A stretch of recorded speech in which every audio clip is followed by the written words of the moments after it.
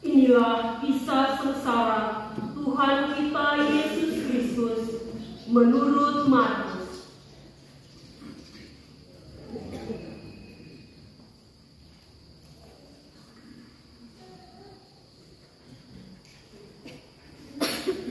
Dua hari lagi, hari raya Paskah dan hari raya roti tidak beragi akan dimulai.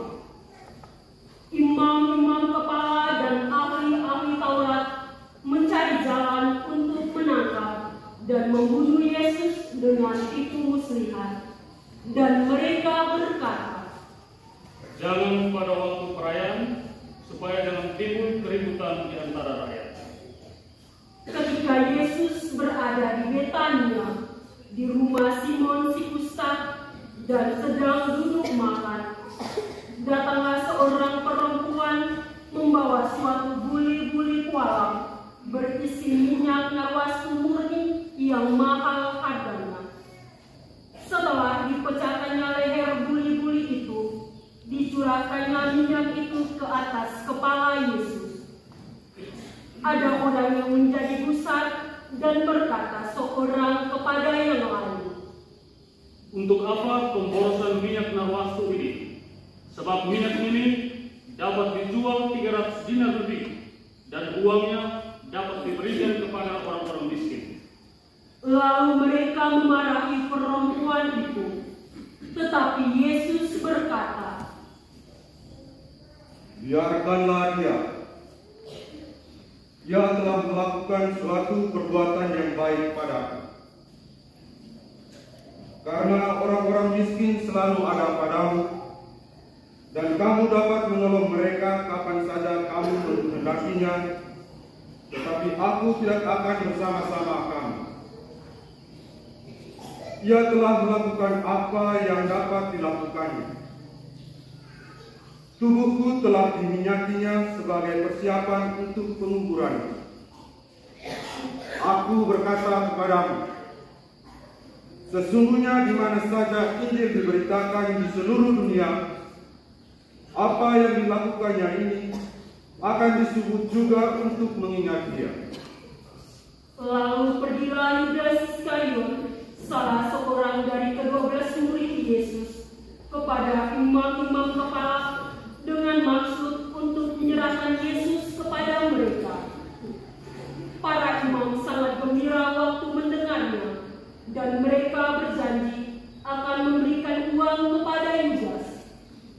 Maka Yudas mencari kesempatan yang baik untuk menyerahkan Yesus. Pada hari pertama dari hari raya roti tidak beragi, pada waktu orang menyembelih domba Paskah, murid-murid berkata kepada Yesus, "Ke tempat mana engkau kehendaki kami pergi untuk mempersiapkan perjamuan Paskah bagimu?" Lalu Yesus menyuruh 2 orang muridnya dengan pesan, "Pergilah ke kota. Di sana kamu akan bertemu dengan seorang yang membawa kendi berisi air. Ikutilah dia dan katakanlah kepada pemilik rumah yang dimasukinya, Guru berpesan, di manakah ruangan yang disediakan bagiku untuk makan Paskah bersama dengan murid-muridku? Lalu orang itu akan menunjukkan kamu sebuah ruangan atas yang besar, yang sudah lengkap dan tersedia. Disitulah kamu harus mempersiapkan perjamuan Paskah untuk kita." Maka berangkatlah kedua murid itu. Setibanya di kota, mereka dapati semua seperti yang dikatakan Yesus kepada mereka. Lalu mereka menyiapkan Paskah. Setelah hari malam, datanglah Yesus bersama dengan ke-12 muridnya. Ketika mereka duduk di situ dan sedang makan, Yesus berkata, "Aku berkata kepadamu, sesungguhnya seorang di antara kamu akan menyerahkan aku, yaitu dia yang makan dengan aku." Maka sedihlah hati mereka, dan seorang demi seorang berkata kepadanya, "Bukan aku, ya Tuhan." Ia menjawab, Orang itu ialah salah seorang dari kamu yang 12 ini yang mencelupkan roti ke dalam satu pinggan dengan aku. Anak manusia memang akan pergi sesuai dengan yang tertulis tentang dia. Akan tetapi celakalah orang yang olehnya anak manusia itu diserahkan. Adalah menjadi baik bagi orang itu seandainya ia tidak dilahirkan. Ketika Yesus dan murid-muridnya sedang makan, Yesus mengambil roti, mengucap berkat, memecah-mecah roti itu, lalu memberikannya kepada para murid dan berkata, "Ambillah, inilah tubuhku." Sesudah itu, ia mengambil cawan, mengucap syukur, lalu memberikannya kepada para murid, dan mereka semua minum dari cawan itu. Dan Yesus berkata kepada mereka, "Inilah darahku, darah perjanjian yang ditumpahkan bagi banyak orang. Aku berkata kepadamu, sesungguhnya aku tidak akan minum lagi hasil pokok anggur sampai pada hari aku meminumnya yang baru, yaitu dalam kerajaan Allah." Sesudah mereka menyanyikan lagu pujian, pergilah mereka ke Bukit Zaitun.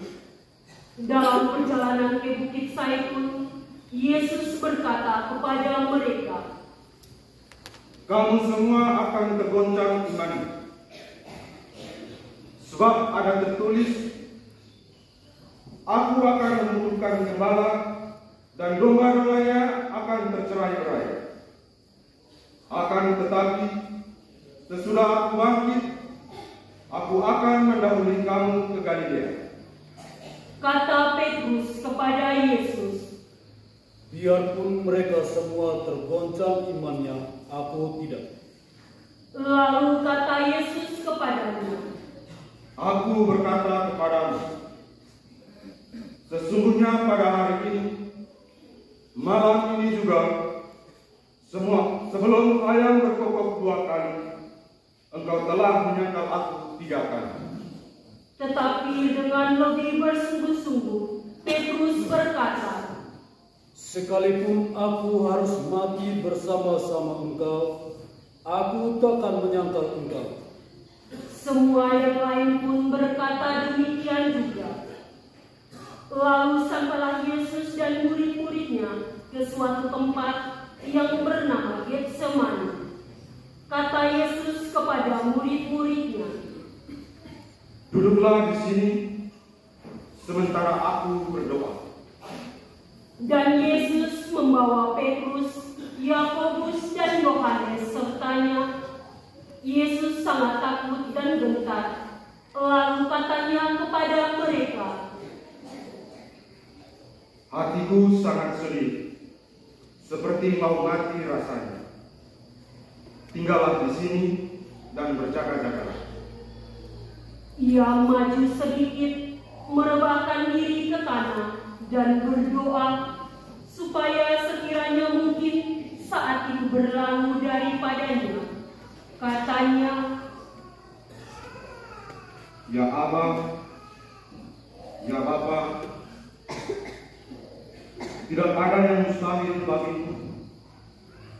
Ambillah cawan ini daripadaku, tetapi janganlah apa yang aku kehendaki, melainkan apa yang engkau kehendaki terjadilah." setelah itu Yesus kembali dan mendapati ketiga murid sedang tidur. Maka Yesus berkata kepada Petrus, "Simon, sedang tidurkah engkau? Tidakkah engkau sanggup berjaga-jaga 1 jam saja? Berjaga-jagalah dan berdoalah, supaya kamu jangan jatuh ke dalam pencobaan. Roh memang penurut, tetapi daging lemah." Lalu Yesus pergi lagi dan mengucapkan doa yang sama. Dan ketika kembali pulang, ia mendapati mereka sedang tidur, sebab mata mereka sudah berat dan mereka tidak tahu jawab apa yang harus mereka berikan kepada Yesus. Kemudian Yesus kembali untuk ketiga kalinya dan berkata kepada mereka, "Tidurlah dan istirahatlah. Cukuplah, saatnya sudah tiba. Lihat, Anak Manusia diserahkan ke tangan orang-orang berdosa. Bangunlah, mari kita pergi. Dia yang menyerahkan aku sudah dekat." Waktu Yesus masih berbicara, muncullah Yudas, salah seorang dari ke-12 murid itu, dan bersama-sama dia serombongan orang yang membawa pedang dan pentung, disuruh oleh imam-imam kepala, para ahli Taurat dan tua-tua. Orang yang menyerahkan Yesus telah memberitahukan tanda ini kepada mereka. Orang yang akan kecium, itulah dia, tangkaplah dia, dan bawalah dia dengan selamat. Dan ketika ia sampai di situ, ia segera maju mendapatkan Yesus dan berkata, Rabi. Lalu mencium dia. Maka orang-orang yang bersama Yudas itu memegang Yesus dan menangkapnya. Salah seorang dari mereka yang ada di situ menghunus pedangnya, lalu menetapkannya kepada hamba imam besar, sehingga putus telinganya. Kata Yesus kepada rombongan yang menangkapnya, "Sangkamu aku ini penyakit, maka kamu datang lengkap dengan pedang dan pentung untuk menangkap aku. Padahal tiap-tiap hari aku ada di tengah-tengahmu, mengajar di bait Allah, dan kamu tidak menangkap aku.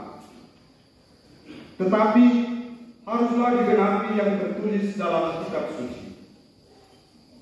Lalu semua murid itu meninggalkan Yesus dan melarikan diri.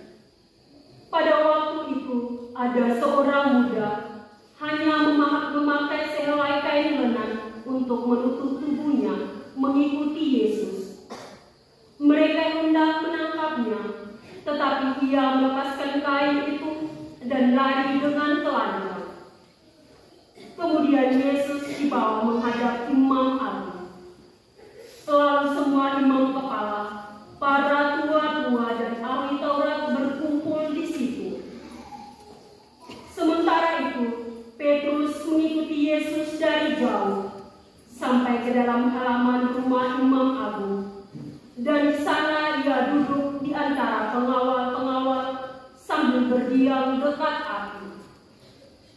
Imam-imam kepala, malah seluruh mahkamah agama mencari kesaksian terhadap Yesus supaya ia dapat dihukum mati, tetapi mereka tidak memperolehnya. Banyak juga orang yang mengucapkan kesaksian palsu tentang Yesus, tetapi kesaksian-kesaksian itu tidak sesuai yang satu sama lain. Lalu beberapa orang naik saksi melawan Yesus dengan tuduhan palsu ini. Kami sudah mendengar orang ini berkata, "Aku akan merobohkan bait suci buatan tangan manusia ini, dan dalam 3 hari akan mendirikan yang lain yang bukan buatan tangan manusia." Dalam hal ini pun kesaksian mereka tidak sesuai yang satu sama lain. Maka imam agung bangkit berdiri di tengah-tengah sidang dan bertanya kepada Yesus, "Tidakkah engkau memberi jawab atas tuduhan-tuduhan dan para saksi ini terhadap engkau?" Tetapi Yesus tetap diam dan tidak menjawab apa-apa. Sekali lagi imam agung itu bertanya kepadanya, "Apakah engkau Mesias, anak dari yang terpuji?" Jawab Yesus, "Akulah dia. Kamu akan melihat Anak Manusia duduk di sebelah kanan yang Maha Kuasa dan datang di tengah awan-awan di langit." Maka imam agung itu mengoyakkan pakaiannya dan berkata, "Untuk apa kita perlu saksi lagi? Kamu sudah mendengar hujatnya terhadap Allah. Bagaimana pendapatmu?" Lalu dengan suara bulat mereka memutuskan bahwa Yesus harus dihukum mati. Lalu mulailah beberapa orang meludahi dia dan menutupi mukanya serta menindihnya sambil berkata, "Hai Nabi, cobalah tegak." Malah para pengawal pun memukul dia. Pada waktu itu Petrus masih ada di bawah di halaman. Lalu datanglah seorang hamba perempuan imam agung, dan ketika melihat Petrus sedang berdiam, ia menatap mukanya dan berkata, "Engkau juga selalu bersama dengan Yesus, orang Nazaret itu." Tetapi Petrus menyangkalnya dan berkata, Aku tidak tahu dan tidak mengerti apa yang engkau maksud. Lalu Petrus pergi ke serambi muka. Waktu itu berkokoklah ayam. Ketika hamba perempuan itu melihat Petrus lagi, berkata pula ia kepada orang-orang yang ada di situ, Orang ini adalah salah seorang dari mereka. tetapi Petrus menyangkalnya pula. Tidak lama kemudian, orang-orang yang ada di situ berkata juga kepada Petrus, "Engkau ini pasti salah seorang dari mereka, apalagi engkau seorang Galilea." Maka mulailah Petrus mengutuk dan bersumpah, Aku tidak kenal orang yang kamu sebut-sebut ini. Dan pada saat itu berkokoklah ayam untuk kedua kalinya. Maka teringatlah Petrus bahwa Yesus telah berkata kepadanya, "Sebelum ayam berkokok 2 kali, engkau telah menyangkal aku 3 kali." Lalu menangislah ia terseduh-seduh. Pagi-pagi benar imam-imam kepala bersama tua-tua dan para ahli Taurat dan seluruh mahkamah agama sudah bulat sepakatnya.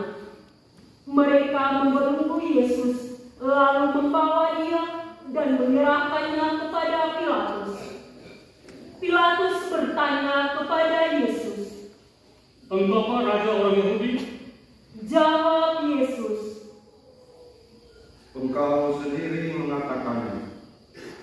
Lalu imam-imam kepala mengajukan banyak tuduhan terhadap dia. Pilatus bertanya pula kepada Yesus, "Tidakkah engkau memberi jawab?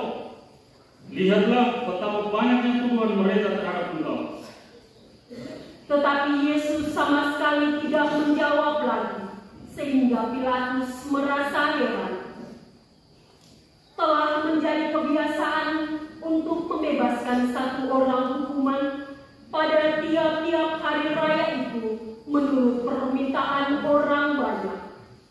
Pada waktu itu adalah seorang yang bernama Barabas sedang dipenjarakan bersama beberapa orang pemberontak lainnya.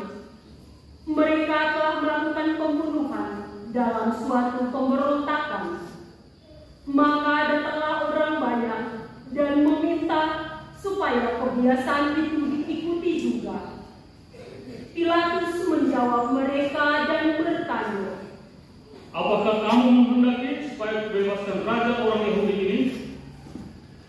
Pilatus memang mengetahui bahwa imam-imam kepala telah menyerahkan Yesus karena dengki.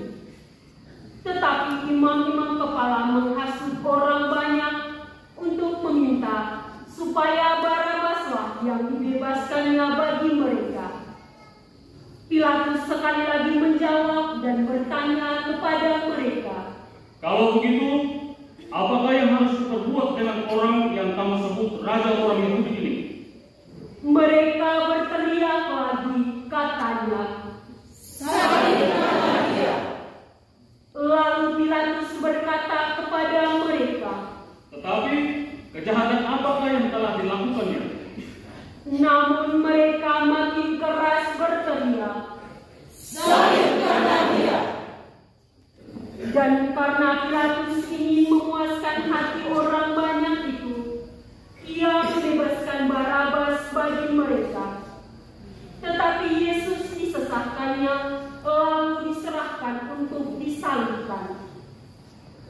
Kemudian serdadu-serdadu membawa Yesus ke dalam istana, yaitu gedung pengadilan, dan memanggil seluruh pasukan berkumpul. Mereka mengenakan jubah ungu kepada Yesus, menganyam sebuah mahkota duri, dan menaruhnya di atas kepala Yesus. Kemudian mereka mulai memberi hormat kepadanya. Katanya, Salam, hai Raja orang Yahudi. mereka memukul kepala Yesus dengan bulu dan meludahinya dan berlutut menyembahnya. Sesudah mengolok-olokkan dia, mereka menanggalkan jubah ungu itu daripadanya dan mengenakan pakaian Yesus sendiri. Kemudian Yesus dibawa keluar untuk disalibkan. Pada waktu itu, lewatlah seorang yang bernama Simon, orang Kirene, ayah Alexander dan Rufus, yang baru datang dari luar kota, dan orang itu mereka paksa untuk memikul salib Yesus. Mereka membawa Yesus ke tempat yang bernama Golgota, yang berarti tempat tengkorak. Lalu mereka memberi anggur bercampur mur kepadanya, tetapi Yesus menolaknya. Kemudian mereka menyalibkan Yesus, lalu mereka membagi pakaiannya dengan membuang undi atasnya untuk menentukan bagian masing-masing. Saat Yesus disalibkan, hari menunjuk jam 9. Alasan mengapa ia dihukum disebut pula pada tulisan yang terpasang di situ, Raja orang Yahudi. Bersama dengan dia disalibkan 2 orang penyamun, seorang di sebelah kirinya dan seorang di sebelah kanannya. Demikian genaplah nas Alkitab yang berbunyi, ia akan terhitung di antara orang-orang durhaka. Orang-orang yang lewat di sana menghujat Yesus, dan sambil menggelengkan kepala, mereka berkata, Hai engkau yang mau meruntuhkan bait suci dan mau membangunnya kembali dalam 3 hari, turunlah dari salib itu dan selamatkanlah diri. Demikian juga imam-imam kepala bersama-sama ahli Taurat mengolok-olokkan dia di antara mereka sendiri, dan mereka berkata, Orang lain dia selamatkan, tapi dirinya sendiri tidak dapat dia selamatkan. Baiklah Mesias, Raja Israel itu, turun dari salib supaya kita melihat dan percaya. Bahkan kedua orang yang disalibkan bersama-sama dengan Yesus mencelanya juga. Pada jam 12, kegelapan meliputi seluruh daerah itu dan berlangsung sampai jam 3. Dan pada jam 3 berserulah Yesus dengan suara nyaring, Eloi, Eloi, lama sabachthani, yang berarti, Allahku, Allahku, mengapa engkau meninggalkan aku? Mendengar itu, beberapa orang yang berdiri di situ berkata, Lihat, ia memanggil Elia. maka datanglah seorang dengan bunga karang, mencelupkannya ke dalam anggur asam, lalu mencucukkannya pada sebatang bulu, dan memberi Yesus minum, serta berkata, Baiklah kita tunggu dan melihat apakah Elia datang untuk menurunkan dia. Lalu berserulah Yesus dengan suara nyaring dan menyerahkan nyawanya. Semua berdiri.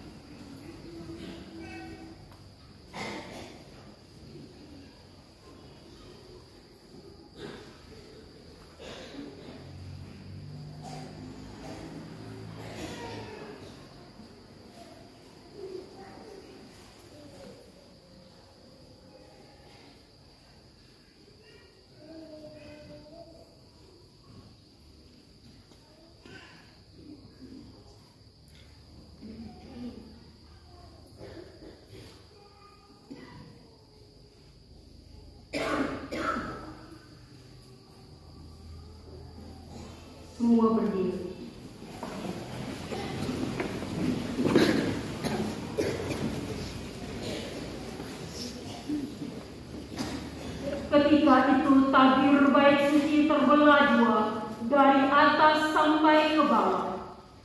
Waktu kepala pasukan yang berdiri berhadapan dengan dia melihat matinya demikian, berkatalah ia, sungguh orang ini adalah anak Allah. Ada juga beberapa perempuan yang melihat dari jauh, di antaranya Maria Magdalena, Maria ibu Yakobus muda, dan Yoses, serta Salome. Mereka semuanya telah mengikuti Yesus dan melayaninya waktu ia di Galilea. Ada juga di situ banyak perempuan yang lain yang telah datang ke Yerusalem bersama-sama dengan Yesus. Sementara itu, hari mulai malam, dan hari itu adalah hari persiapan, yaitu hari menjelang Sabat. Karena itu Yusuf, orang Arimatea, seorang anggota majelis besar yang terkemuka, yang juga menanti-nantikan kerajaan Allah, memberanikan diri menghadap Pilatus dan meminta jenazah Yesus. Pilatus heran waktu mendengar bahwa Yesus sudah mati. Maka ia memanggil pasukan dan bertanya kepadanya, apakah Yesus sudah mati? Sesudah mendengar keterangan kepala pasukan, ia berkenan memberikan mayat itu kepada Yusuf. Yusuf pun membeli kain lenan, kemudian ia menurunkan jenazah Yesus dari salib dan mengapaninya dengan kain lenan itu. Lalu ia membaringkan dia di dalam kubur yang digali di dalam bukit batu. Kemudian digulingkannya sebuah batu ke pintu kubur itu. Maria Magdalena dan Maria ibu Yoses melihat di mana Yesus dibaringkan. Demikianlah Injil Tuhan.